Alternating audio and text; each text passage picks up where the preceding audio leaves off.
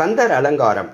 நாளென் செய்யும் வினைதான் என் செய்யும், எனை நாடி வந்த கோளென் செய்யும், கொடுங்கூற்றென் செய்யும் குமரேசர் இருதாளும் சிலம்பும் சதங்கையும் தண்டையும் ஷண்முகமும் தோளும் கடம்பும் எனக்கு முன்னே வந்து தோன்றிடினே. அருணகிரிநாதர் தான் இயற்றிய கந்தர் அலங்காரத்தில் முருகப்பெருமானின் பெருமைகளை பாடியுள்ளார். 38வது பாடலில் முருகனின் திருவுருவ மகத்துவத்தை போற்றியுள்ளார். இப்பதிவில் இப்பாடல் பற்றி அறிந்து கொள்வோம்.